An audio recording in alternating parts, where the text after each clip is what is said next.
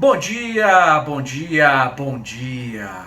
Manhã de quarta-feira, começando mais uma parte do Falando de Coisas Boas. Que bom que você está aqui escutando essa segunda parte. E o desejo do meu coração é que Deus possa falar com cada um de vocês, assim como Ele falou comigo antes de preparar esse período de devocional. Estamos falando sobre o choro. Por que choras? Por que eu choro? Por que você chora? Por que nós choramos? Choramos porque temos sentimentos. Sim, Deus nos colocou com esse aplicativo chamado Sentimentos. Esses sentimentos podem trazer alegria ou tristeza. E o choro, ele é um regulador da nossa alma para esses sentimentos. Então o choro tem motivo? Sim. O choro tem motivo. Às vezes você pode concordar ou não com o motivo pelo qual aquela pessoa está chorando. Mas para aquela pessoa, aquele choro é importante, independente de você concordar ou não. Quando uma criança faz um choro daqueles de birra, que normalmente a gente não gosta de jeito nenhum, a gente não concorda. Mas para aquela criança que está sendo birrenta naquele momento, aquele choro é importante. A alma dela está gritando por algum motivo. Então o choro se torna também, nas mãos dos pais, assim como nas mãos de Deus, algo didático para nos ensinar. Por isso que é importante nós aprendermos que existe um tempo para chorar. Sim, existe um tempo para chorar. O rei Davi nos ensina isso claramente na história dele, quando ele perde o seu filho gerado através daquela traição que ele cometeu com Urias. Sim, assim que ele perde o seu filho, que o filho dele estava ali lutando para viver, enquanto havia esse período, a Bíblia diz que ele se vestiu de pano de saco, ele chorou diante de Deus. Mas assim que ele não teve mais o que fazer, a Bíblia diz que ele lavou o seu rosto, trocou as suas vestes e entendeu que o tempo de chorar cessou, que ele já tinha chorado o que era necessário.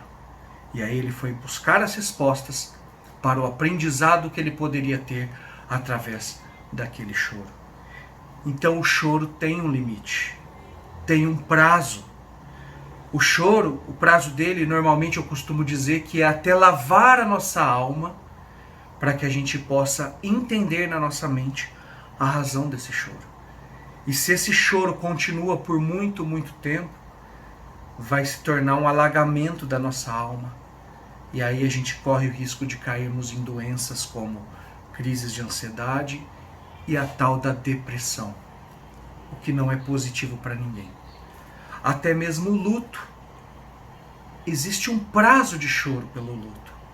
Depois é necessário que nós aprendemos a termos resiliência e tocarmos a vida. Quanto tempo dura esse choro? Uma noite, como a Bíblia diz? A alma de cada ser humano é que vai determinar. Alguns passam pelo período do choro mais rápido, outros demoram um pouco mais. O importante é sabermos que o choro tem um prazo, tem um limite. E como nós lemos aqui em Mateus capítulo 5, versículo de número 4, bem-aventurados que choram, porque eles serão consolados. Eu entendo que o limite do choro é até o momento em que nós somos consolados pelo Espírito Santo. No momento em que o Espírito Santo consola o nosso coração, nós precisamos aprender a ter resiliência, lavarmos o nosso rosto e vida que segue. Entenda, existe um prazo para você chorar. E se você está chorando mais do que esse prazo, talvez seja tempo de você buscar mais a presença de Deus, para que o Espírito Santo console a dor da tua alma. Chorar é importante. Por que choramos? Pelos mais diversos motivos. Mas existe um momento que nós precisamos parar de chorar, porque a alegria vai vir pela manhã. E se a gente continuar chorando, a alegria não virá. Que Deus abençoe você nessa quarta-feira. Entenda que é necessário ter um limite para chorar E você sabe qual é esse limite. E na sexta-feira nós voltamos para falar sobre o choro da esperança. Que Deus te abençoe.